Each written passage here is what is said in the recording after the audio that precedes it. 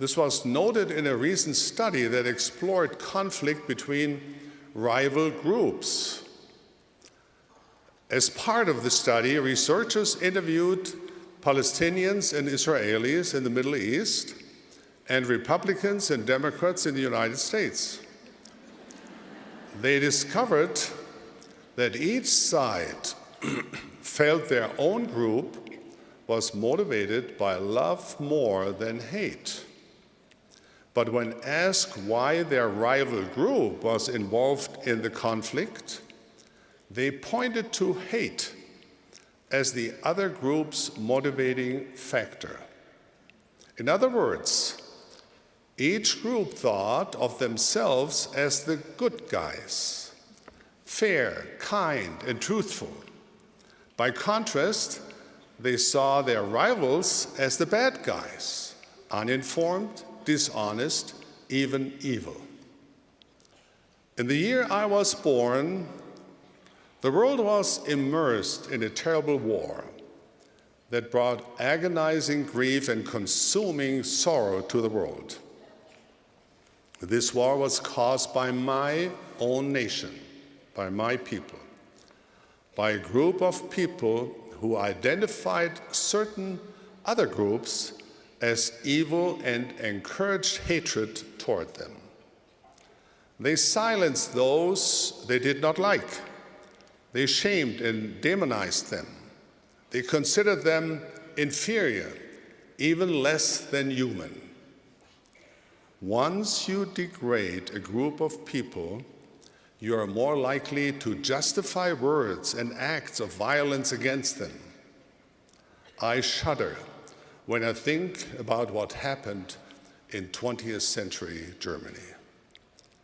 When someone opposes or disagrees with us, it's tempting to assume that there must be something wrong with them. And from there, it's a small step to attach the worst of motives to their words and actions. Of course, we must always stand for what is right, and there are times when we must raise our voices for that cause. However, when we do so with anger or hate in our hearts, when we lash out at others to hurt, shame, or silence them, chances are we are not doing so in righteousness. What did the Savior teach? I say unto you, love your enemies. Bless them that curse you. Do good to them that hate you. And pray for them which despitefully use you and persecute you, that ye may be the children of your Father which is in heaven. This is the Savior's way. It is the first step in breaking down the barriers that create so much anger, hatred, division, and violence in the world. Yes, you might say, I would be willing to love my enemies if only they were willing to do the same. But that doesn't really matter, does it?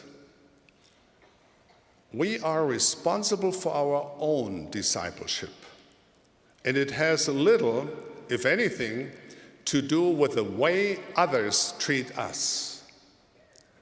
We obviously hope that they will be understanding and charitable in return.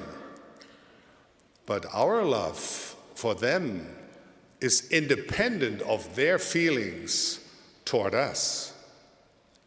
Perhaps our effort to love our enemies will soften their hearts and influence them for good. Perhaps it will not. But that does not change our commitment to follow Jesus Christ. So, as members of the Church of Jesus Christ, we will love our enemies. We will overcome anger or hate. We will fill our hearts with love for all of God's children. We will reach out to bless others and minister to them, even those who might despitefully use us and persecute us.